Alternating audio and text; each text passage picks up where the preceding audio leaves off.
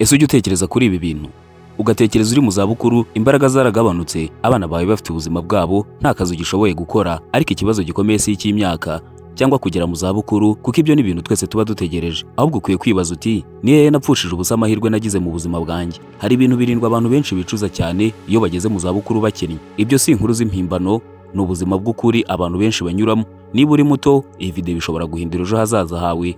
Niba umaze gukura, ishobora kugukangura mbere y'igihe. Ikintu cya mbere abantu bicuza iyo bageze mu zabukuru bakennye ni ukutizigamira hakiri kare. Abantu benshi batekereza ko kuzigama ari iby'abakire, ariko ukuri ni uko abakire babaye abakire kubera ko bari bazi kuzigama.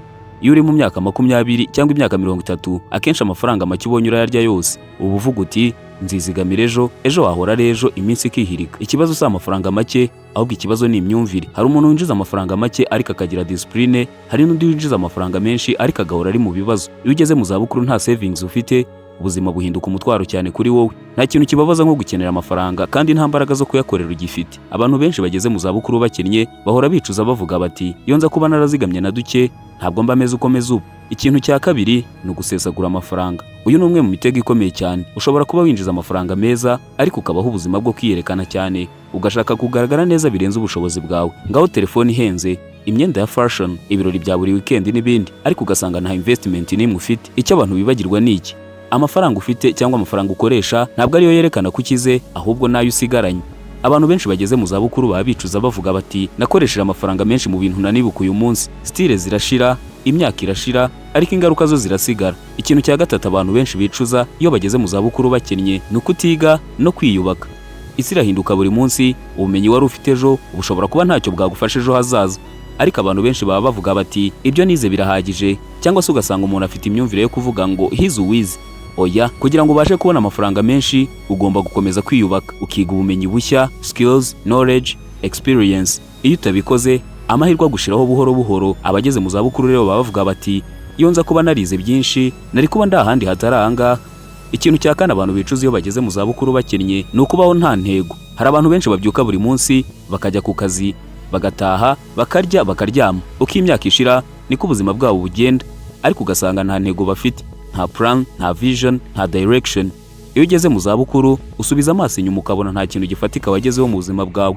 Nibwo regret itangira kukurya cyane, ukabaho wicuza ubuzima usigaranye. Abantu bageze mu zabukuru bakennye baba bavuga bati nabayeho ariko sinigeze mbaho by'ukuri. Ikintu cya gatanu abantu bashaje bakennye bakunda kwicuza ni ukutagerageza amahirwe. Hari igitekerezo wagize, hari business watekereje, hari talent ufite, hari inzozi wifuzaga kugeraho, ariko ntabwo yigeze ugerageza. Ese ni ukubera iki? Ni ukubera gutinya gutsindwa, ni ukubera gutinya ibyo abantu bazavuga no gutinya risk. Ariko ukuri ni uko gutsindwa si cyo kibazo, ahubwo kutagerageza nibyo uzicuza ubuzima bwawe. Abageze mu zabukuru baba bavuga bati iyo nza kuba naragerageje nari kuba ndahandi hatandukanye naho ndi ubu ngubu. Ikintu cya gatandatu abantu bashaje bakennye bicuza no kwiringira abandi. Hari abantu bishingikiriza ku bandi, ugasanga umuntu yishingikiriza umuryango, inshuti, akazi cyangwa abavandimwe, ariko ukuri ni uko nta muntu uzitangira ubuzima bwawe kurusha wowe ubwawe. Abantu barahinduka n'ubuzima bugahinduka. Iyo ugeze mu zabukuru ukennye usanga nta muntu n'umwe ukikwitayeho cyangwa ngo akubonere umwanya. Ni wowe gusa uba ugomba kwifasha. Ikintu cya karindwi ni ukubura discipline ku mafaranga. Amafaranga si ikibazo, ahubwo ikibazo ni uburyo uyacunga. Ntugira budget, ntugira saving, ntugira investment. Amafaranga araza akagenda, maze ugasigara wibaza uti amafaranga yanjye yagiye. Iyo ugeze mu zabukuru nta system ufite, nta stability, nta security, nibwo utangira kwicuza bikomeye cyane. Ukuri ni uko abantu benshi ntibicuza kuba barabayeho nabi, ahubwo bicuza ibyo batakoze. Niba uri kureba iyi video ufite amahirwe menshi yo guhindura ubuzima bwawe. Tangira uyu munsi, zigama duke, iyubakira ubumenyi, gira intego, gerageza amahirwe, maze wirebere ejo hazaza hawe. Ntuzategereze kugera mu zabukuru ngo ubone uko ukuri kandi ufite amahirwe yo kubyumva. Mbere y'uko uva hano, reka mbanze kubaza ikibazo kimwe: ni igiki wumva ushobora kwicuza cyane mu buzima bwawe niba utagihinduye uyu munsi?